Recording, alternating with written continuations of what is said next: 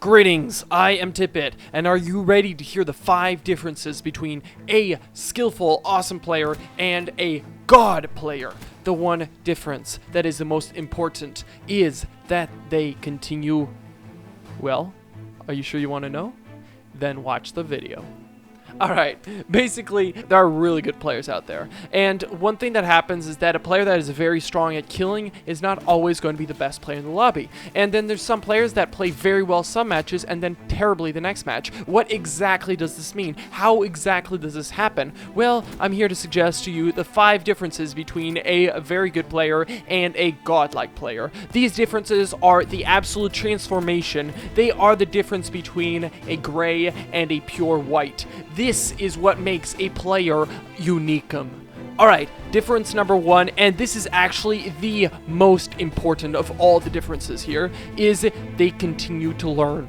They are not scared to learn. They are always trying to find out more about the game mechanics, more about how things work, more about how the enemy thinks. All the time they are learning. They join a game and they're instantly looking at the enemy stats. They're instantly looking at how the enemy is playing. They're instantly looking at their loadouts. He's looking at everything, every piece of information that he can get, which can potentially help him. He will use that piece of information to his advantage as much as possible.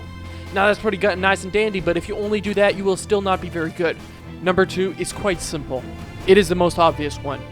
It is how to be a good killer, how to be a good eliminator, how to score points. You need to know every single way to be able to accomplish the objective that the game wants you. Find the most efficient ways and apply them the best you can. You want to be able to carry matches with your score being the most evident and the most powerful score, because that shows how much you are doing for the team. Or if you're in a single player type competition, you need to be able to decimate people and be the best consistently, because you have that much more points. That permits you to move yourself from just being somebody who's able to do things smart, but also kill a lot.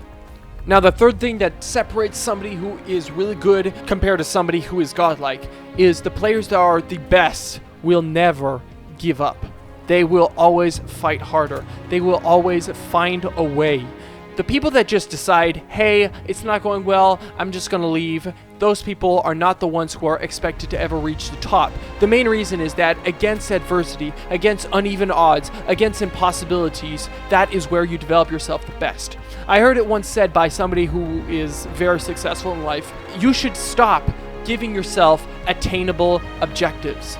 And I thought that was very strange at first, but it's true. To an extent, if the game is already won before you even start, what type of challenge is that? You need to challenge yourself. You need to go for things that are difficult. If not, you will never become better, because practice makes perfect. Yes, but difficult practice makes perfect faster. Number 4 is good players aren't scared to change. Good players aren't scared to see a horizon that is different from what they're used to. They are not scared of diversity or what's coming up. They will embrace changes, and they will find ways to optimize even under difficult circumstances. When a new weapon is introduced which totally destroys their previous method of play, they will learn how to use that weapon, how to counter it, or they will move their strategy to another playstyle. They will always be different. They will always try to find a new thing to do. When a game changes, they will try to change with it. If the game decides that all of a sudden their primary weapon is no longer in the game or is fully nerfed and is now basically impossible to use, those people will move on to another weapon. Also, these players are the players that are able to use basically any weapon in the game proficiently.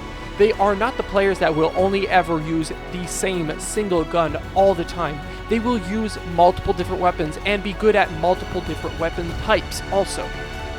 Now, the last and most important thing, well, actually, for me personally, is that epic gamers are brutally honest with themselves.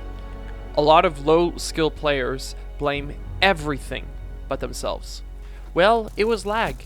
Wow, my team sucked. Well, my hand was cramped. Oh man, I worked out so much, I'm not focused.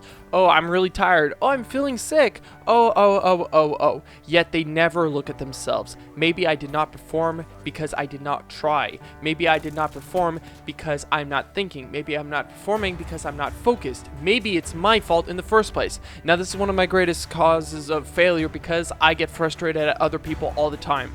I am extremely irritated against myself many times, and I'm sorry to show that I present that to other people, but it's because I'm so irritated with myself in the first place. Then when I see people doing no effort whatsoever, it gets on my nerves.